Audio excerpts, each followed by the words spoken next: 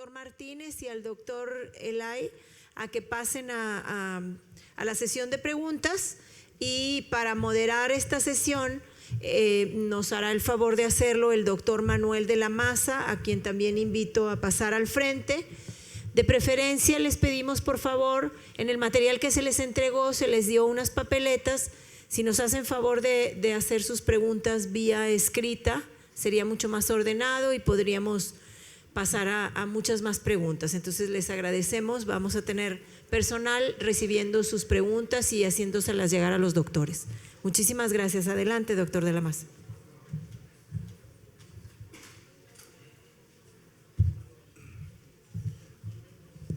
Buenas noches a todos. Me da mucho gusto ver a un grupo tan numeroso de personas interesadas en el alivio de esta enfermedad. Al igual que nosotros, tratamos de lograr el máximo beneficio, ¿verdad?, para ustedes.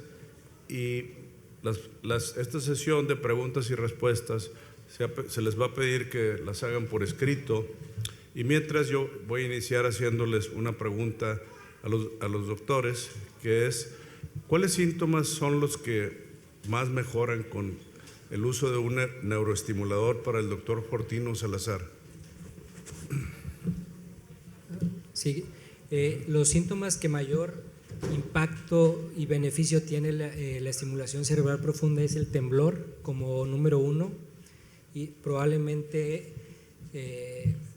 como lo había mencionado, más de un 80% de mejoría en ese aspecto. Y los otros que también vemos es en la rigidez o la lentitud de movimientos, que lo llamamos bradicinesia, y lo que es problemas de la marcha, siempre y cuando estos síntomas veamos que tienen una mejoría importante con la prueba de levodopa. Probablemente el único que a veces hemos notado, y aquí sería también ver la opinión del doctor Lowe, el temblor. Hay algunos pacientes que no responden tan bien al temblor con medicamentos, pero que la cirugía sí es muy efectiva para ayudar a controlar el temblor. No sé cuál sea la opinión del doctor Eugene o el doctor Héctor Ramón al respecto. That's correct. If the tremor is not controlled by medications, surgery can help quite a bit. One of the conditions I tell my patient that they will benefit from deep brain stimulation is that their baseline, the date of their functioning will be much smoother, and it will not have the ups and downs on and off throughout the day. That really can help a lot of people in kind of allowing them to push back their symptoms back maybe about 6 to 8 years ago, when they still are doing much better than they are doing right now. Bueno, tengo una pregunta que me hacen respecto a la edad. ¿Por qué es una limitante la edad para la instalación de un neuroestimulador para el doctor Martínez? Bueno, como presentó el doctor Eugene acerca de la edad, uno de los criterios se ha puesto inicialmente que fuesen 75 años hacia abajo, o menores de 75 años. En la actualidad, él me puede corregir el doctor Eugene acerca de que esto se ha incrementado hasta los 80, pero va a ser en función también de la condición clínica del paciente. Como podemos decir, hay pacientes o jóvenes o sujetos de 70 años que parecen de 90 y hay de 80 que parecen de 60. Entonces tenemos que ver todas las condiciones clínicas en general para poder tomar una decisión en cuanto a la edad se refiere. Yes, although I say that patients under the age of 75 are more preferable, but they can be older and still benefit from it. So we have to separate out the chronological age with their actual age a lot of times. But like I said, as a person gets older, there is some shrinkage of the brain, and the brain move around a lot in the skull. And Dr. Salazar can offer his opinion too. And it is actually more difficult to actually place the stimulator in the precise right place. Así es, correcto. Siempre a todos los pacientes antes de la cirugía, durante su evaluación, les hacemos una resonancia magnética cerebral, no con propósitos diagnósticos, sino más bien para ver si existe o no una atrofia cerebral, que a veces, si es muy severa, puede hacer más difícil la cirugía en el sentido de localizar el sitio correcto de implante del electrodo, pero eso, bueno, se evalúa en cada uno de los pacientes dependiendo de la situación específica de ellos.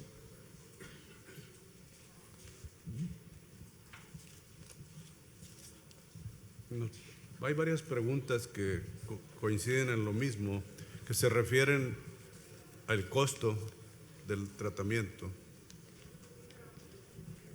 El costo del tratamiento de una cirugía de estimulación cerebral profunda sería difícil precisar exactamente el costo. Hay muchos factores que intervienen, principalmente con respecto al el tiempo que requiere el paciente en el hospital o qué tan difícil fue hacer el mapeo, y eso implica diferente tiempo en quirófano. Tiene que ver un poco las cirugías, la mayoría de los seguros, si el paciente tiene enfermedad de Parkinson cubierta por su seguro de gastos médicos mayores, debe ser cubierta la cirugía, pero para pacientes que no tengan esa posibilidad, probablemente estará alrededor de unos 650,000, 700,000 pesos, todo lo que conlleva una cirugía de hospital, los implantes, todo los honorarios médicos, la hospitalización, medicamentos, etcétera, es alrededor de ese costo aproximado. Sí, yo hablé en relación al costo del tratamiento médico. El costo estimado del tratamiento médico en el análisis de por lo menos 100 pacientes del sector privado y otro tanto del sector público es lo que yo les presenté en la gráfica. El costo en los Estados Unidos del tratamiento médico es superior al que tenemos aquí. Sin embargo, si tomamos en cuenta que es alrededor de 119,000 pesos al año de tratamiento con las medicaciones, poniendo los dos sectores, pues realmente es un costo significativo. Si nosotros en un momento dado decimos, bueno, si la cirugía con el implante es 500,000 pesos o 600,000 pesos, sería menos costoso para las instituciones del sector salud utilizar este tipo de abordaje en cierto tipo de pacientes que continuar tratamiento por tiempo indefinido que incrementa los costos. A eso me refería yo, que nuestros sistemas de salud no han hecho ninguna pronunciación al respecto en la enfermedad neurodegenerativa, que cada vez es más importante y que debemos presionar entre ustedes y nosotros para que se logre hacer de alguna forma a través del Seguro Popular o a través de otras instancias de fundaciones que nos puedan apoyar para ayudar a los pacientes que tengan este tipo de problema al tratamiento quirúrgico. ¿Qué tipo de complicaciones se pueden presentar posteriores a la cirugía de este tipo de cirugías, verdad?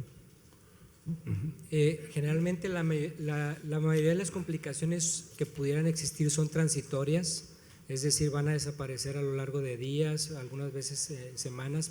Para los 6 meses prácticamente ningún paciente tiene efectos adversos o complicaciones de la cirugía. Las complicaciones las podemos dividir, las que se presentan durante la cirugía, que realmente son menores del 10%, las leves, que pudiera ser una pequeña infección, una pequeña inflamación cerebral o una hemorragia cerebral muy leve. Graves, donde pudiera haber una consecuencia, son menores del 1% de los pacientes, actualmente con los métodos que existen para la cirugía. Hay algunas veces complicaciones que pueden ser relacionadas con la estimulación. Si se pone un poco más de estimulación de la que necesita el paciente, eso es transitorio y se resuelve fácilmente ajustando el estimulador. Rechazo, por ejemplo, a veces preguntan mucho los pacientes qué tan probable o factible es que tenga un rechazo de este aparato, de este estimulador. Es menor del 5%. Hay otra pregunta que es, ¿cuál es el resultado de la aplicación de los neuroestimuladores en formas rígidas de Parkinson? Para el doctor Lee. The rigid form of Parkinsonism can also benefit from deep brain stimulation, although not as beneficial as the tremor form. Right. So a lot of times we have to tell the patients that at least their baseline throughout the day, their day will be more even without changes in the ups and downs, on and off situations throughout the day. Bueno, otra pregunta, ¿cuál es el tiempo que transcurre aproximadamente desde el diagnóstico de la enfermedad hasta el momento en que un paciente requiere de un neuroestimulador? ¿Cuál es el tiempo aproximado? The time we participated in a multi-center clinical trial of deep brain stimulation, and that was 316 patients, and we recruited many patients having difficulties and not responding to medicine. The average time from the symptom onset to the time that we think they are a good candidate for DBS is about 10 years or so. Hay otra pregunta también muy interesante para el doctor Fortino Salazar, que conoce muy bien el medio de la cirugía. Preguntan que en México, ¿qué otros centros tienen sistemas multidisciplinarios organizados para la instalación de este tipo de neuroestimuladores? Realmente en nuestro país son pocos, o se puede decir que no existe un centro multidisciplinario. Probablemente sí existen otros médicos que hacen implantes en otras partes del país, pero un sistema integrado de varios especialistas donde tenemos neurofisiólogos, tenemos neurólogo clínico, tenemos neuroanestesiólogo, la parte de evaluación neuropsicológica, existe también especialistas en neurorehabilitación y que estamos todos integrados para ayudar a estos pacientes. Pudiera decir que si no es el único, es de los muy pocos que hay en nuestro país. Yo pudiera agregar, en el sistema del sector salud existe el Instituto Nacional de Neurología y Neurocirugía de la Ciudad de México, que tiene un sistema para el sector salud que tiene más o menos integrado con el neurólogo y el neurocirujano. Y el Hospital General de la Ciudad de México, también del sector salud, de la Secretaría de Salud, también tiene ese sistema. Pero en la parte privada podemos mencionar al hospital ABC y el nuestro, que inclusive podemos decir que en la característica que tenemos los médicos especialistas graduados y expertos en esta área en nuestro país, es el grupo que conjunta nuestro instituto y es el único en la medicina privada del país. Para el doctor Salazar, ¿qué aplicaciones tiene el láser en esta cirugía? Actualmente no hay una aplicación de láser para este tipo de cirugía. Hay áreas de investigación para otros métodos de poder hacer lesiones en forma no invasiva, pero a final de cuentas sería lo mismo, sería hacer lesiones en el cerebro del paciente, es decir, destruir un grupo de neuronas para tratar de controlar los síntomas del Parkinson.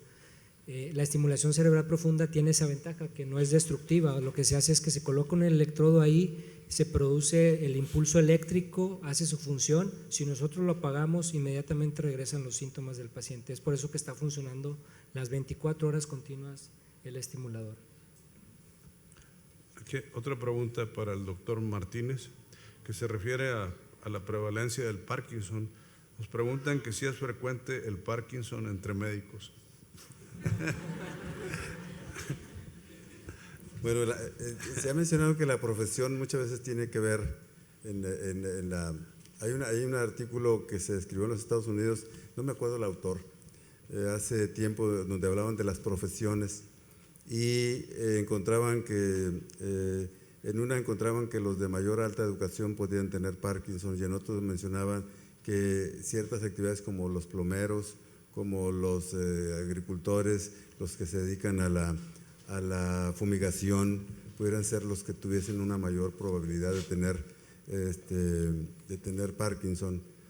Probablemente los asociados a pesticidas como se usaban en nuestro país hace tiempo, no sé si todavía, me tocó ver en el hospital universitario muchos agricultores que usaban paraquat entre la parte de sustancias para fumigar y hubo un tiempo que estuvimos recibiendo pacientes del medio rural con este tipo de problema. Entonces, en cuanto a los médicos, pues no tengo una estadística, no, pero fíjese que está muy interesante esa pregunta, pero lo que puedo decir es que yo he visto como pacientes, tenemos una casuística aquí en el instituto de más de 200 pacientes que están en control de Parkinson y de esos a lo mejor no vienen conmigo o vienen con otros médicos, pero tengo 3 doctores que tienen Parkinson de toda esa casuística, un neurocirujano y un médico general y un médico de rehabilitación. Otra o sea pregunta. que la especialidad tampoco tiene nada que ver. Otra pregunta para el doctor Martínez, que se refiere a la interacción de la levodopa con otros fármacos y los aspectos nutricionales y la administración de levodopa en el paciente. Sí, la levodopa es un aminoácido, es una sustancia. Las proteínas están formadas por muchos aminoácidos, que son pequeñas moléculas que se van juntando para formar una proteína. Y la levodopa es un aminoácido. Si yo tomo la levodopa o el cinemetlo, isonio, como se llame la medicación, que es Testalevo, si yo la tomo juntamente con la dieta, las proteínas se van a separar en aminoácidos o en péptidos y van a producir una interacción que evita la obstrucción de la levodopa del tubo digestivo hacia la circulación. Por eso se sugiere que el paciente que esté en tratamiento con levodopa debe tomarlo por lo menos media hora antes o después de los alimentos.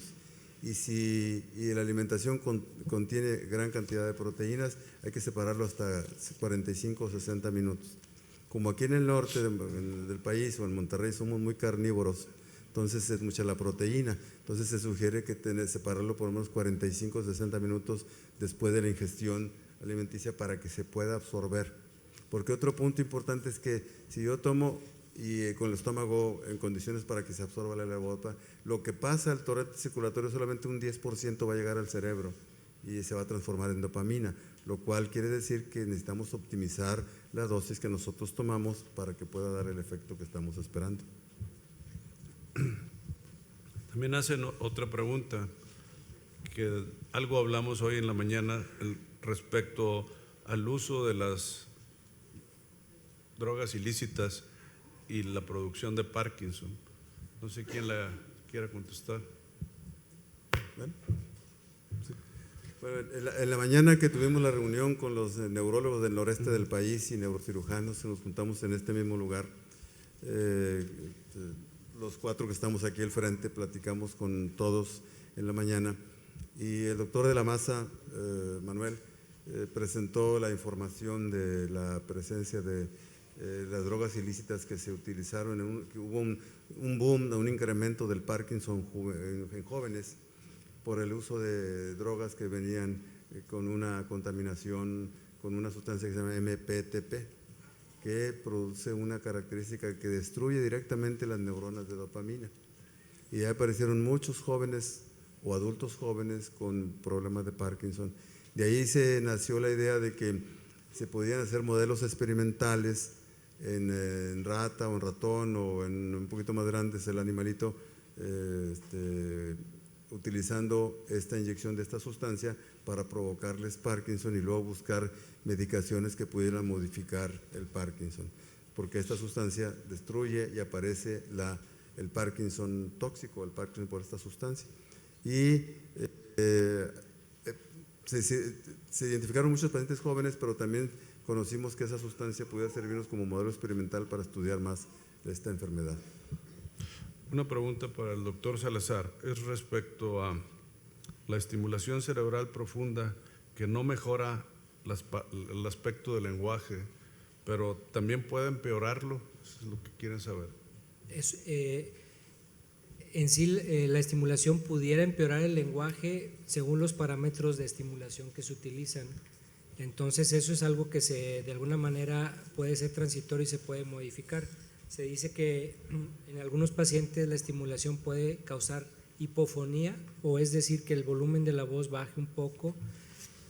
A veces también se ha visto que no es necesariamente por la estimulación cerebral profunda, sino lo que sucede es que mejoran los otros síntomas, bajamos la dosis del medicamento y al bajar la dosis de medicamento se nota más ese cambio en el lenguaje o en la voz, que la estimulación no ayuda, pero que al bajar la dosis de medicamentos el paciente lo manifestó un poco más. No sucede en todos, es algo que habría que evaluarlo en cada uno de los pacientes, pero sí hay que tenerlo muy en cuenta al momento de planeación de cirugía y después el control de la estimulación y los medicamentos.